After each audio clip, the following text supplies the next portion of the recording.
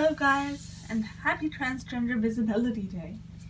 Transgender people have a long history of overcoming odds and thriving despite them. And so each year on Transgender Visibility Day, we celebrate the vast history of transgender people. I wanted to exist some of the transgender people who have come before, who have perhaps paved a way, or simply who are cool to know about. And I have to warn you though, there will be mentions of some heavier subjects, such as transphobia, prostitution, suicide, and abandonment. This is a reality, or these are realities that many people face, including some people on this list. So, with that out of the way, I would like to introduce our first player. So, some people would have you believe that transgender people are a new phenomenon, something that Gen Z thought of, or millennials. But that is not true. I'm going to butcher this name quite badly. I am sorry for that. But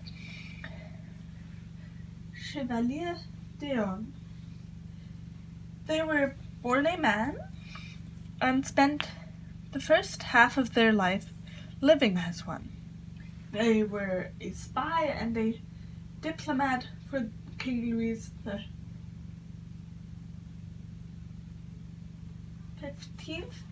of France, born on the 5th October 1728 in Burgundy. They were sent to London to spy there, a city which they greatly enjoyed and where they had a lot of good times. But then they had a falling out of sorts with a superior, and they stopped really being able to work and went into political exile, staying in London where they had been a spy. I'm not sure how exactly people in London knew about this, or if they knew about this, and if so, how they reacted, but in any case, they were in London. And then they published some secret diplomatic documents called the Letters Memoirs et Négociations. Again, sorry for the pronunciation.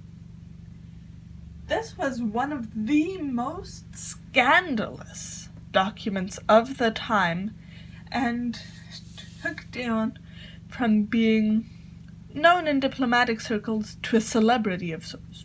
Oh yeah. Though, not in our modern sense. From 1771, bets were placed and theories made about Dion's gender. Boy, girl, nobody knew. Well, of course, except Dion themselves. And so it probably settled a lot of wagers when they started presenting not as male, but as female in 1777 and onwards. Then when the French Revolution began in 1809, funds became scarcer since they were still being funded by France, and now France was quite busy. Too busy to take care of political exiles. And so they started performing fencing in female attire. Once again, I'm sorry, I don't know how to present fencing. But they astonished audiences. Yoo-hoo!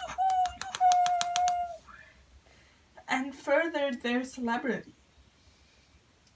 They ended up living with a widowed friend, though of course that could be. I'm not going to get into lesbian implications, but they grew old with Mrs. Coles in modest circumstances before dying in poverty in 1810.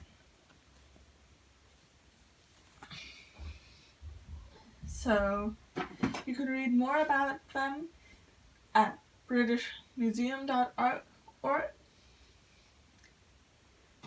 Now we have another person. A soldier this time. A Union soldier, in fact, so don't worry, we don't have to cancel him for being on the wrong side of the Civil War. But his name was Albert Cashier, and I hope that I can at least pronounce American or Irish names.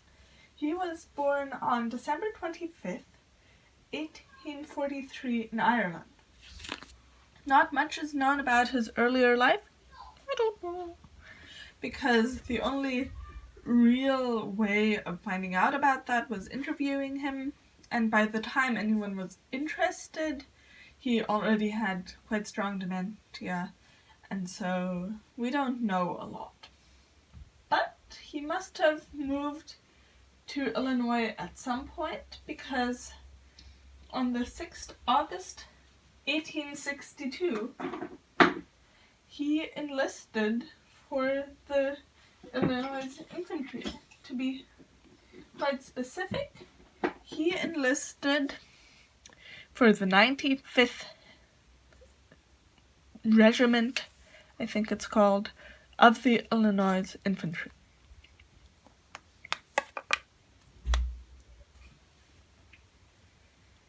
He was shorter than the other men in the regiment. I can't really show that with these figurines, but he was shorter, a plight which I think many a transgender man knows quite well, and kept to himself, but he was accepted as one of the guys. Hey dude, yeah. I'm sorry, that is a terrible impression, but he was a good soldier, and he fought in 40 engagements, over 40 engagements, actually, with the Army of Tennessee. There are actually accounts of him being captured and fighting his way out by overpowering a prison guard to escape. So in no way, shape, or form was he a weak link. He wasn't someone who had to be looked after. He was very capable. He served 3 years in the army before his entire regiment was mustered out due to the tremendous lack or loss of soldiers by the 17th August 1865. After the war, he settled there. We got him settled between the yellow and the green. Settled in Sonneman, Illinois. He continued living as a man, holding different jobs that were typical for men, including being a farmhand, a cemetery worker, and a street lamp lighter. He also voted in elections when women weren't allowed to vote in them yet, so he was passing quite well.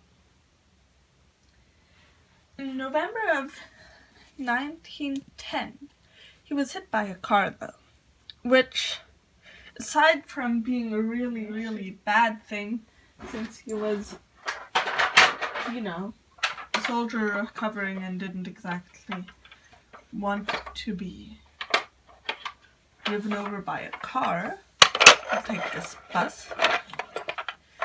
He was also honored for this, because when he was examined, the doctors at the local hospital found out that he had been born female.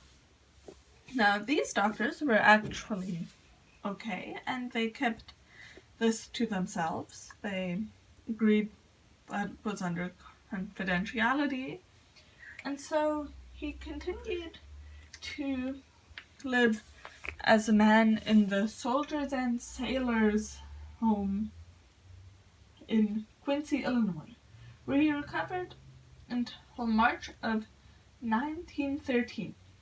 Then in 1913 he started suffering from the aforementioned dementia, which meant that he had to be rehoused into a state hospital for the insane. These doctors are not our friends. They decided that they wanted to out him to the press and to force him to live as a female, or wear dresses, because obviously they couldn't make him change his gender. So now it's easy to think that this is all bad, that all his friends would turn on him and that everybody would be shocked, like you see in old school films when it's revealed that somebody is transgender. Now, this wasn't actually the case. While it took some getting used to, many of his former comrades actually came around quite quickly, accepted him, and protested his treatment in the hospital. When he died, his gravestone was engraved with his male identity and with his war actions. So, just to be clear, the next time somebody excuses their transphobic uncle by saying he's from a different generation, or their own things by saying it's all just new, early 18th century soldiers were better at this than people in the 21st century, and that, my dear people, is concerning.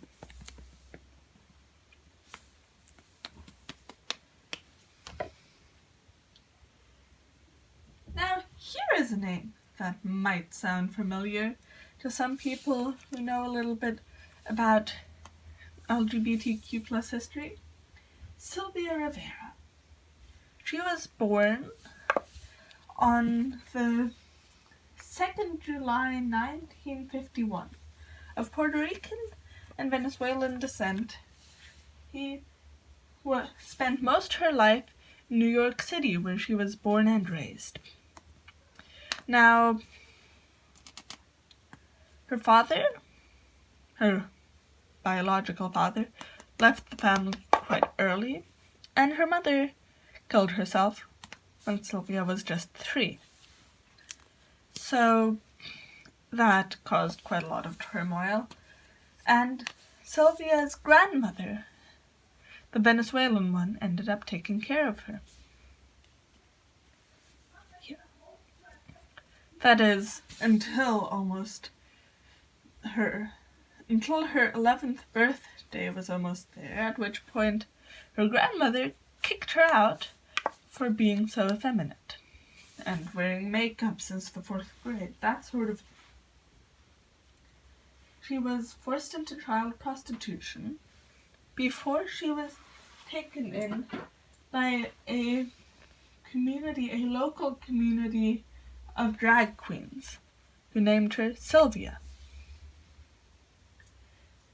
So, when she was 18 years old, she joined the Gay Activists Alliance, which was in 1970. She fought not only for gay rights there, but for the inclusion of people who identified as drag queens, such as herself, in the movement. Now, here's where it gets a little bit murky. There are conflicting recounts of her role in Stonewall. She says she was there. Other people disagree or think that that's logistically not possible. Who knows? If she was there, then she definitely had a role in one of the kick-starting movements of gay rights. If not, she still had plenty of other things which are proven to be her. Now, seeing as you're watching this video on transgender people, or transgender history, I suppose, you probably know a little bit about Stonewall. If not, that's completely fine. It's an event which I think mostly has relevance for members of the LGBTQ plus community, but it's interesting for everyone to know about. So let me set the scene. It's the 1960s, end of the 1960s in New York, and police are cracking down on the entire gay rights movement, on gay people.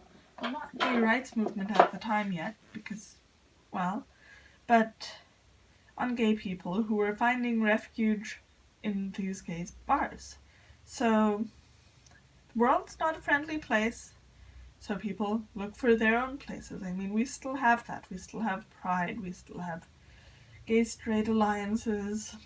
We still have all these things, even though the world's a lot more welcoming, because when you don't have a place in society, you build your own place.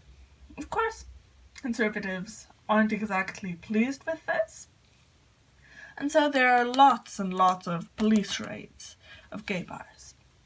Stonewall had a slight advantage because Stonewall was owned by a crime family, which meant that Stonewall was, I suppose, almost protected, since the crime family could have, here's the crime family, yep, innocent-looking cats. They paid police officers to tip them off when there was going to be a raid. So usually they could, hide all the illegal stuff, make it seem straight. But not this time. Not this time. This time the police were ready to crack down hard on the morning of June 28th, 1969. Sorry.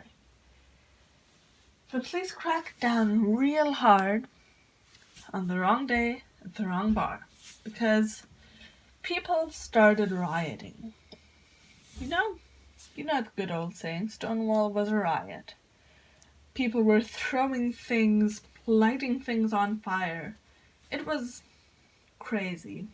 And there are multiple people who try to have their claim to fame for who threw the first drink, rock, whatever. The most commonly agreed upon, I believe, is Martin Thumpy Johnson, who is also another wonderful transgender person who I do not have on this list, sadly. So, Rivera was only 17 at this point, and even though there are conflicting thoughts and sides to whether she was there or not, it is her biggest legacy, and so I think it's important to mention that. But, oh my, did she do a lot. So she was a large voice for the oppressed, especially people of color, poor LGBTQ plus people, drag queens, homeless youth, gay inmates, transgender people, and she started some other organizations. She held a lot of speeches. I read through her Wikipedia page, and it's a lot. I honestly don't know how to even summarize what she did, so I'm just going to say she did a lot, and regardless of whether she was at the Stonewall riots or not, she was definitely an influential figure who brought about change. And then, of course, she's on here as a transgender person. I'm using female pronouns, but her relationship to gender was complicated. So, or at least the way it's presented now was complicated. Maybe she didn't have a complicated view of her own gender.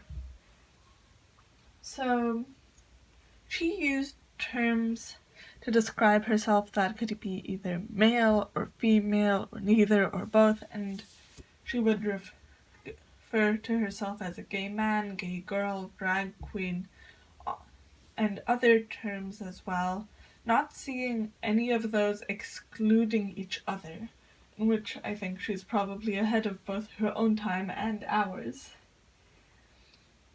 And yeah, sadly, as all people, she had to die on February 19th, 2002, from liver cancer complications.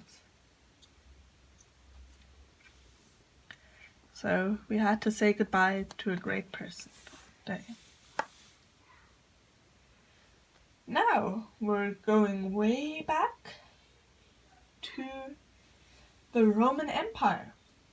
Born in circa 204, now I'm going to be honest, I looked, and most of the sites, or all of the sites I looked at, didn't specify whether this was AD or BC, so I'm just going to assume that it's after Christ, because otherwise I guess they would have said it, but Elagabalus, which again I'm probably butchering, but it's an ancient Roman name, so I hope nobody's offended, was crowned at just 14 years old. They married 5 times. People of both genders, as I am trying to elegantly represent in these animal figurines which are falling over all the time. But they married 5 times. They presented as both male, but mostly female, at court. And, well, they also were ahead of their time in thinking of gender reassignment surgery, offering a large sum of money to any doctor who could give them female genitalia. So, yeah, I guess one of the main reasons why I wanted to bring them up was not only because they were no doubt an interesting person, but also because look at this. This is proof that transgender identities are ancient. And they were in no way, shape, or form the first person, don't get me wrong. Transgenderness predates so much. It predates civilization, probably. It predates all of history, I'm assuming. It predates Christianity, marriage as we know it now, the civilizations we know. It predates a lot. And so really, there's no reason why anyone should not be allowed to live as themselves. I'm missing one out. Yes, I am missing a transgender here. Let's see. I'm sorry for this. I'm quite unorganized today. But back to my point. We do not have to limit ourselves to what we know today, because I've listed 5 people, or 4 people, actually. Yes, I'm getting a little confused. But we have so many people we don't even know about, and so many people still living today. I mean, it's a time where there's so many great transgender role models to look up to. I didn't even get into that, and I didn't get into all the people we do know that I couldn't do justice here, because I already barely did the people who I did get into justice, and I didn't get into so many stories. And so really my message to you is, if you ever feel lonely, if you ever feel scared, if you feel like you're out of place, you've got an army behind you. You've got so many people standing behind you, ready to support you, ready to take you in. You've got so many transgender ancestors smiling down on you, proud of you. No matter if you ever come out, how you come out, if you ever transition, how you transition, it doesn't matter. You've got people standing behind you. You've got people proud of you.